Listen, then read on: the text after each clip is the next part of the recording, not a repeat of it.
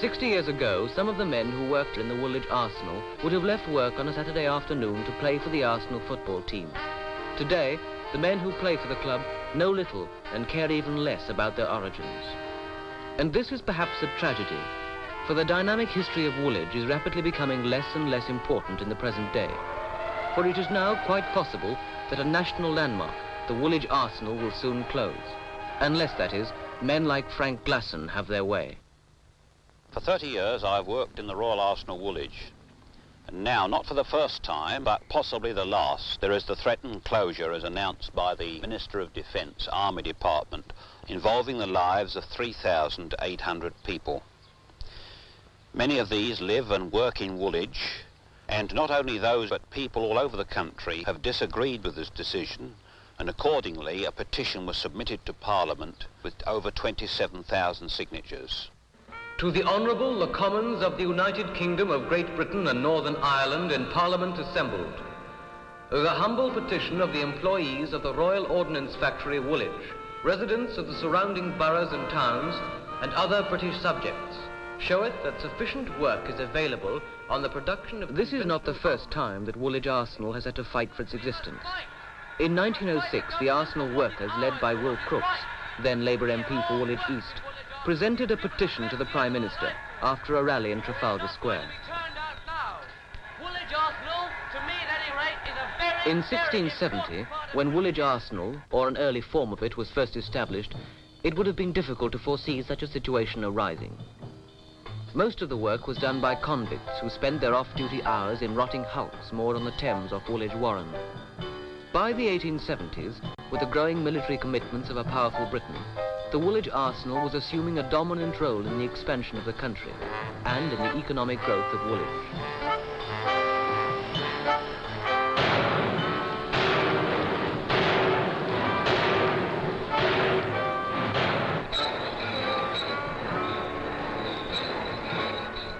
Armaments were getting bigger, so too the number of people employed in their production.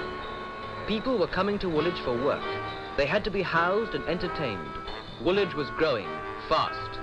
With the advent of the South African War, some 220,000 people were employed. 1914 saw a tremendous surge in output, needed to equip the front line for the war to end all wars. The Woolwich Arsenal had become a vast factory, a part of history, a local and national institution, the biggest working men's club in Woolwich. As Christopher Mayhew, Member of Parliament for Woolwich East, said in 1954, Woolwich Arsenal is not just another Royal Ordnance factory. Indeed, I feel that an Englishman's liberty owes far more to the broad acres of Woolwich Arsenal than to the playing fields of Eton.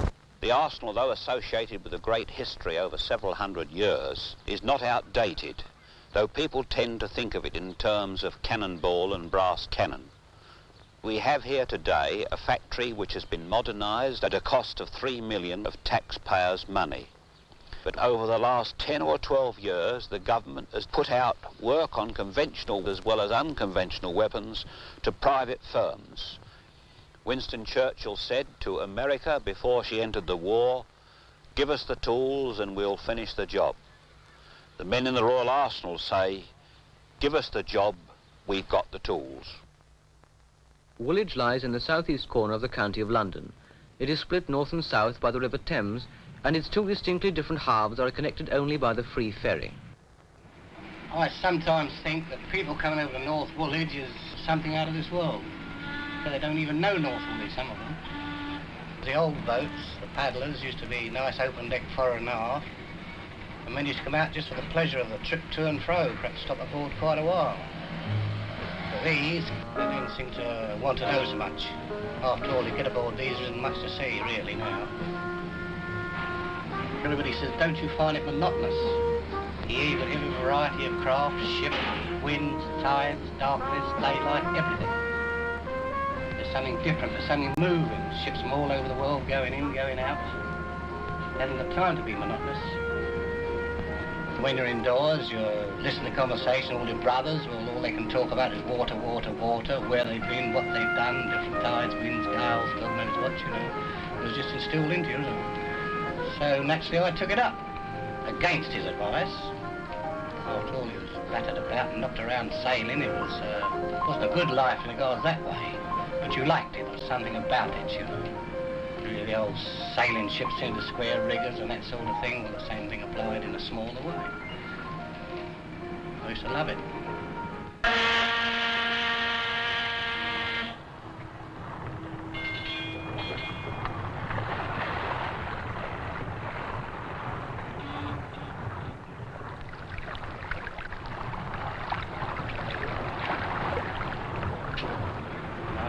Everybody practically, and everybody knows me. More so working a job like this. I mean, in fact, there's hundreds know me and I don't know them. They see you up here, but you can't see all them down there, see? Funny point about the ferry, no matter where you go, sure as how I come from Woolwich, the first thing out their mouth is, do I know the Woolwich ferry? The ferry, the arsenal and the army have given Woolwich its foundations. But inevitably other influences are being felt. Today's generation, with its newfound affluence, is treated with caution, with enthusiasm, even bewilderment.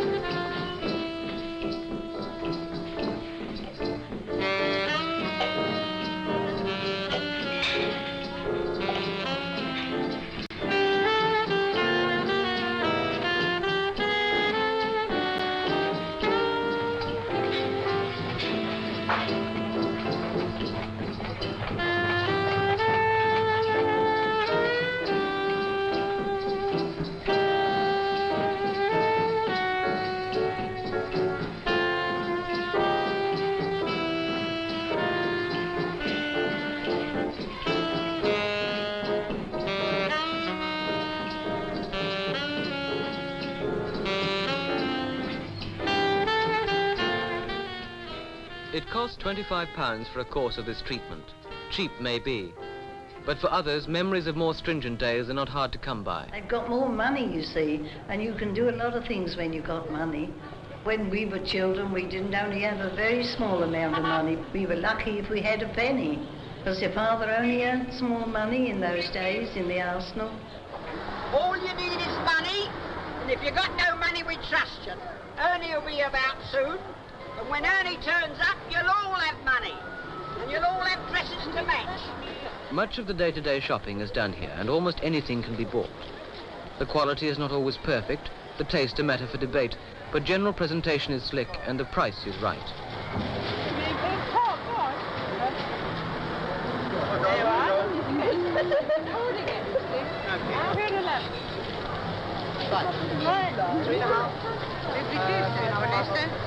Quite good.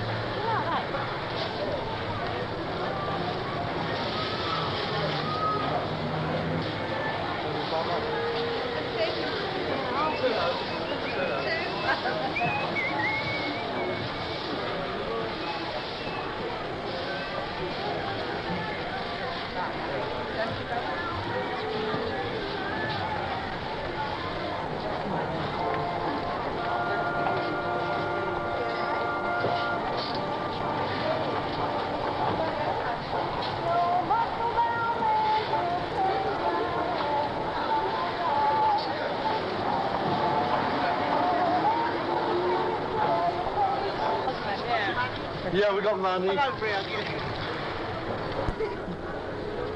we've got tristle. We've got print. Look at that lovely print, eh? If you ain't got a husband, I'll show you how to get one quick. 3 yards, walk through the park. By the time you get out the other end, you'll be a married woman with 6 children. So help me God. Yeah, are you getting married? Getting buried? We got something for everything. Oh, no, 3 and 3, we did it for 3 bob. Who says the pound for 1 and 9? It's all there. £1 a lemonade powder and 1 and 9 a pound. It's all there. There's nothing left. Serve you well, serve you cheap there. Large market runs for 1 and 6. 1 and 6 and 8 big ones. Nice bunch of carnations for 2 or 3 shillings. £2 a shilling. Anybody want the other £2 apple bar? £2 a pair's a shilling. £2 a shilling pairs. £2 a bob. Who wants to have a £2 a shilling? £2 a pair's a shilling. The market houses an assortment of business talents. Side by side, the quick snip, the honest bargain, the long-established family business, and the smart huckster. It's never been known in Woolwich, when a man goes mad in the market square, to advertise an offer on behalf of the firm. Well, I'll tell you what we'll do. Come here. First of all, I'm going to give you a jam roll we've called a lot number 1. It costs a shilling to buy. If I charge you a penny, it's not there. On the top, I'll give you a box of Bakewell. It costs £2. That's number 2. I'll give you a large box of almond slices. Costs 1 and 6pence. That's 3 of them. I'll give you a 2-bob gatto. That's number 4. Now, what, ladies and gentlemen, to buy? Fair enough, 10 bob. And on the top, I'll give you a continental slice. Cost 1 and 9pence. Shy. The pegs on them you can bend in double and the one's right. Good peg. The normal retail price of those indoor dryers is £6.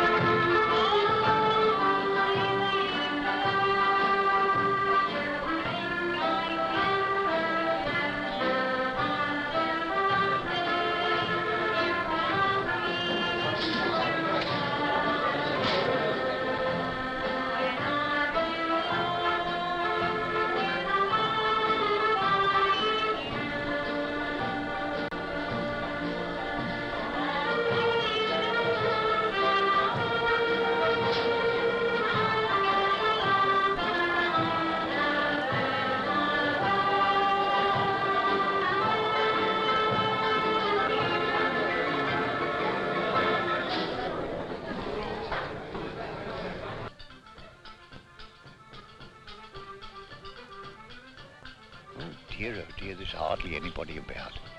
And the streets were gay. There's nothing there now. It's dead. It is absolutely dead. They don't go out for their entertainment like they used to. My father used to take my sister and I up to see for just church parades on Woolwich Common on Sunday morning. It was a very pretty picture to see the old band marching down the parade to the church. It was quite an occasion. The Sunday morning church parade is no more. The garrison church, once focal point of Sunday activity, is now a wartime ruin. But once a year, the pageantry of the artillery is reborn.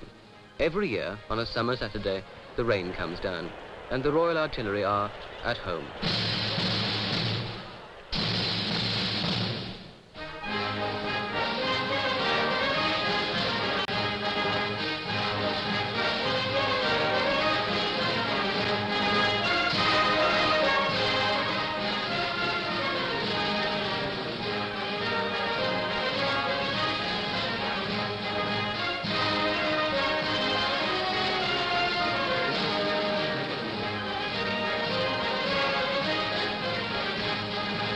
The growth of Woolwich Arsenal brought with it the establishment of a regular garrison of artillery, together with an officers' academy, which was rebuilt after the fire of 1873. Throughout the 19th century, the Royal Artillery was to see active service both overseas and at home.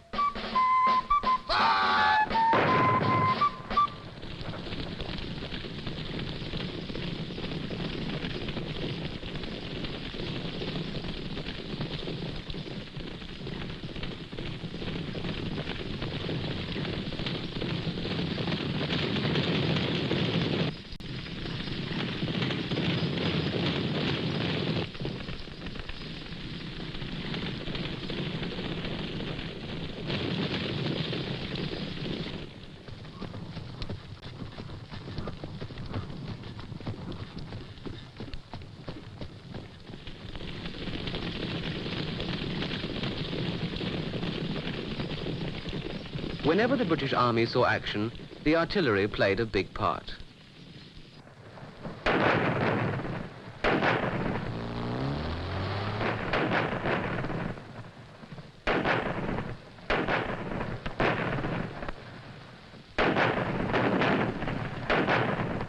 Their tradition is a proud one, their history one of distinction and courage.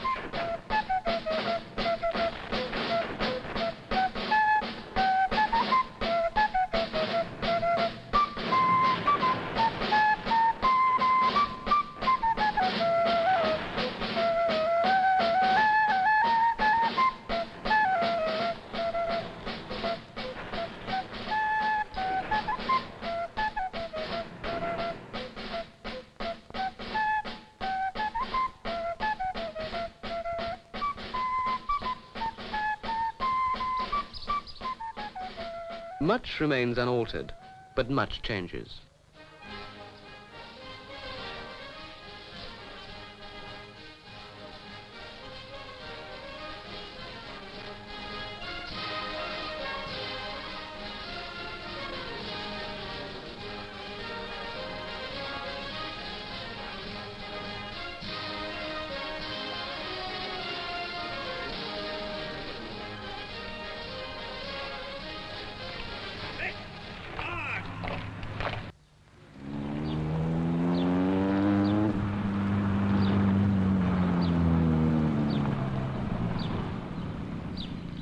This is Nick Stacey, rector of St. Mary's.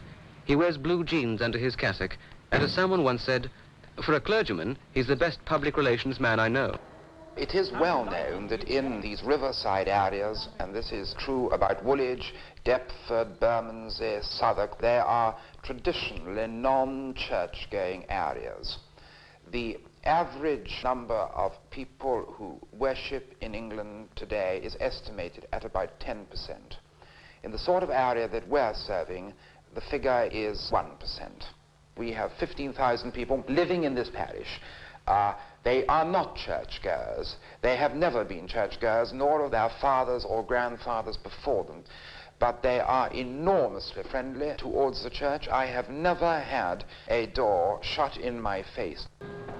There are many times when I wonder what the role of the church is in our modern, secular, materialistic society.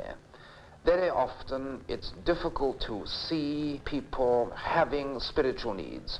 And I think this is partly because for the people in this part of Woolwich, for the first time in the whole of the history of Woolwich, the vast majority have a material affluence, the like of which they have never known before. Now, I welcome this. I think this is marvelous. This has enriched their lives enormously. The labour-saving devices that people now have in their homes makes being a housewife less of a drudgery. But it has meant, and this is very understandable, people who have never had these things before have been swept off their feet by their enthusiasm for them. Now, I suspect that we are going through a difficult period in our society in which many people still believe that this affluence is going to meet their deepest needs, is going to give them happiness. But sadly and slowly and painfully, an increasing number of people are discovering that man cannot live by bread alone, that all the affluence in the world does not bring this inner happiness.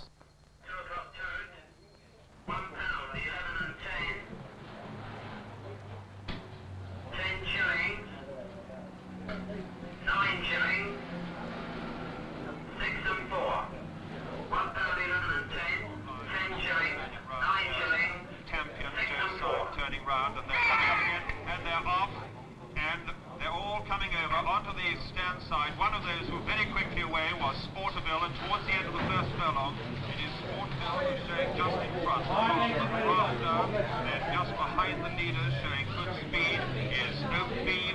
They've covered just over a furlong, and it's Sporterville, Partner, and Oak Beam who are the three leaders. Then just behind the leaders comes Champion.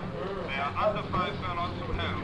And Oak Beam, right over on the stern rails, is showing up now just in front with Devon Strapper and Rafter. But now they've got halfway, and it's Rafter who's just gone on with Chuckley close up behind the leaders.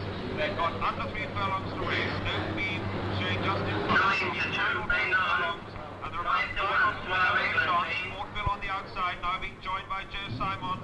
Champion and Oak Beam on the stand side, together with Chuckley and Rafter. It's going to be a tremendous race as they come down to the final furlong, and it looks as though it's going to be Rafter and Oak Beam on these two just in front of Sportville, and finishing fast is Athenia. They're racing for the final 150 yards, and it's Oak Beam who's now just gone on from Rafter. It's going to be a close thing, but in the last 50 yards, Oak Beam is the winner by about... I suspect when the penny's dropped on this, slowly people will start reconsidering the roots of the basis of life. I mean, why are we here? What is the meaning of life? What is its purpose? I marry young couples who fly off to Jersey for their honeymoon, while a few decades ago, if they had one night away in a pub in Southend, they would have been lucky. All the modern affluence I welcome. I think it's marvelous. Like most couples, one of their problems is finding a place to live. In East Woolwich, there is little to please the eye. The majority of houses were built at least 60 years ago, their only virtue being solid foundations, which even the wartime Blitz could not disturb. In West Woolwich, at a place like Eltham, there's much to please the eye, but pleasure costs money. The possibilities of vast developments on the eastern side of this town have been discussed with various ministers in the past few months.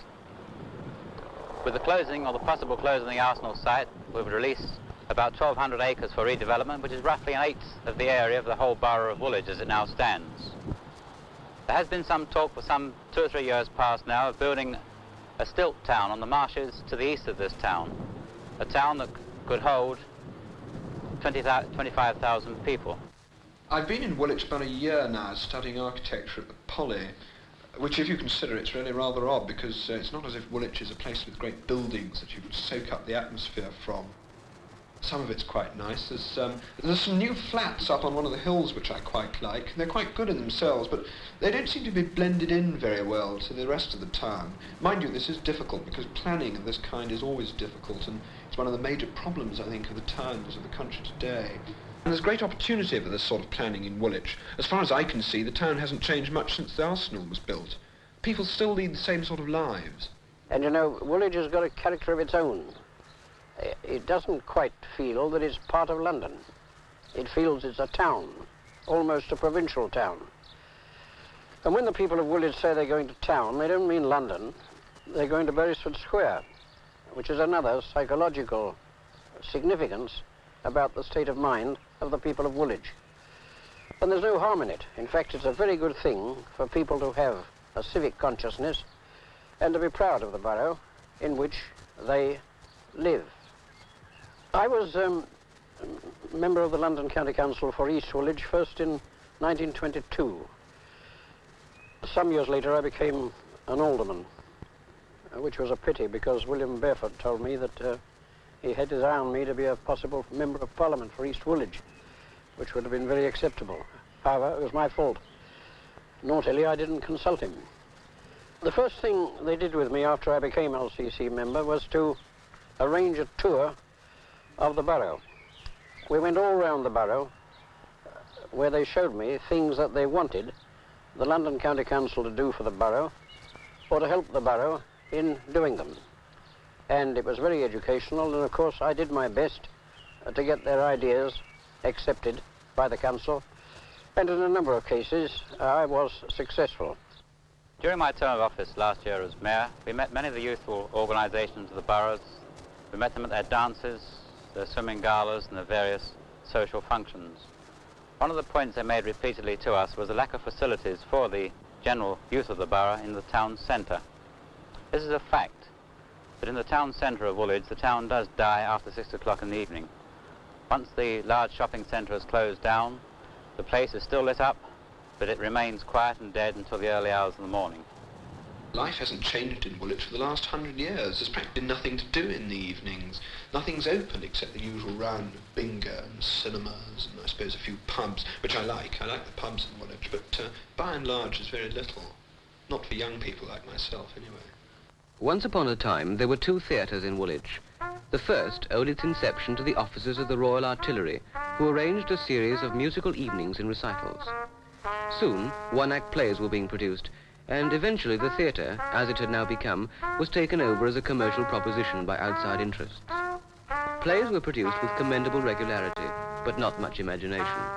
And although the theatre occasionally mustered a variety of talent, public apathy finally forced a closure after years of varying fortune. The other started in the fine traditions of music hall. Soon it had gone the way of all flesh, which delighted the majority of the garrison soldiers, annoyed the local clergy, boosted the box office takings, but did little to improve the cultural scene.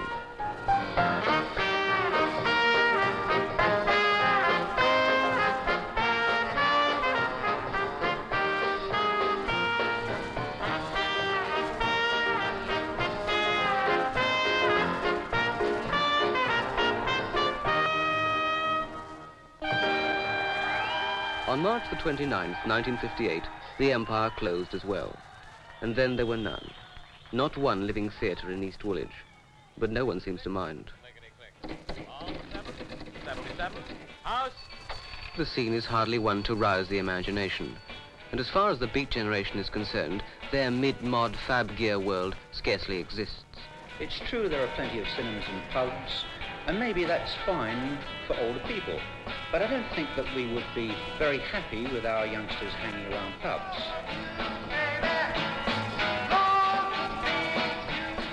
I don't think they come up to the old dancing. The old dancing was more graceful. Their ideas have changed a bit about entertainment now, haven't they? They're all right. They have to be looked after because they have more chances to have the fun. Why shouldn't you enjoy yourself? In general, I don't suppose they've changed all that much. They've just got a relaxed attitude. They don't know how lucky they are, really. Youngsters get very well bored of always being got at. The young people play a very important part. Their imagination, their idealism, their energy.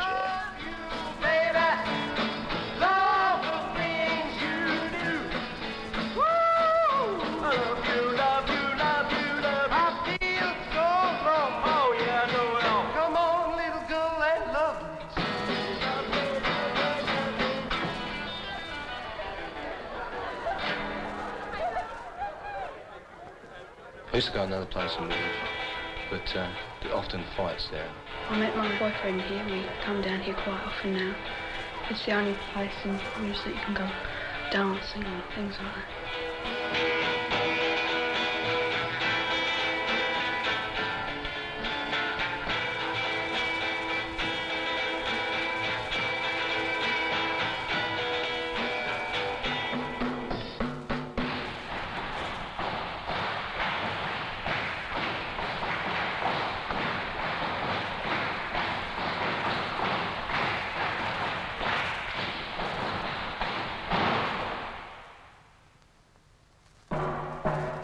This is a rhythmic dance class. It is part of the everyday curriculum at Crownwood's Comprehensive School.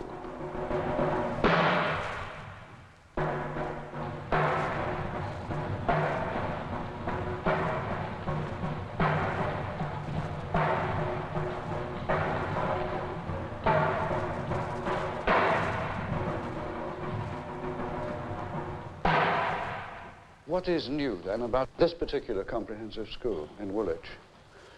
It replaces a number of separate institutions devised for people under the theory that boys and girls are capable of being segregated when they're quite young, and that a different kind of treatment is necessary for them as they're growing up. It's very large, of course. It has very many different departments of studying, and we feel that this is a very great advantage. Children can find their own niche. They can find out how they are able to employ their talents, to express their talents. They can find out where they fail and where they succeed. They can develop their best skills to quite a high degree of expertise. They don't need to feel that they are at all inferior to people who are different from themselves.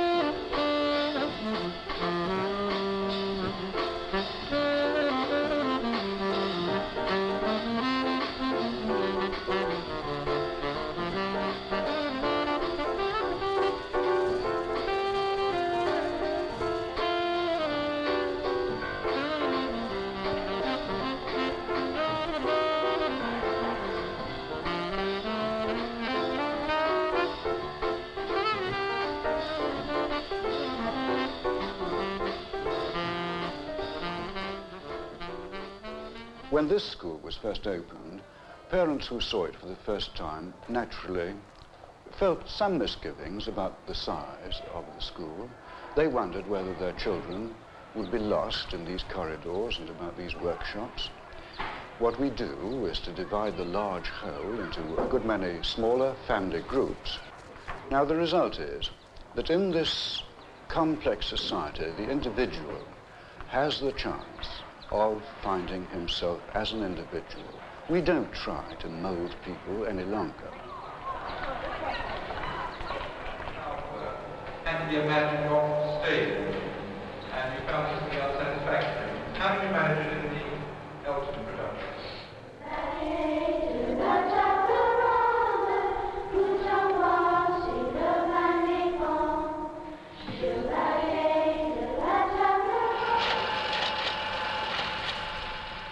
To meet the needs of higher education, the Polytechnic provides a complex of courses, essentially scientific in nature.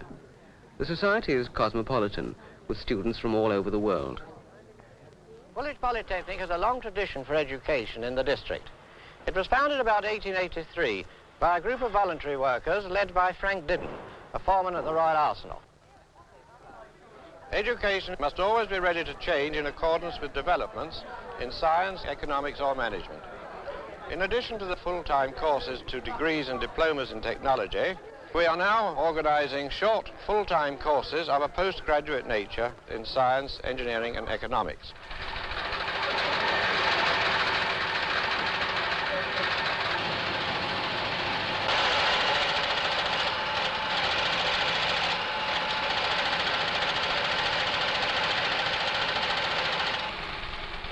But although the Polytechnic brings people to Woolwich from almost every country, the town is in danger of losing those born and bred within its own boundaries.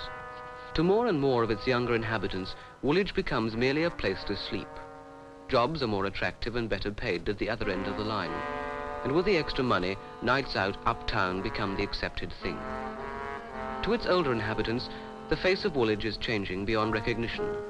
The old days are past, and the present is somewhat strange. It's too late for them to think of change.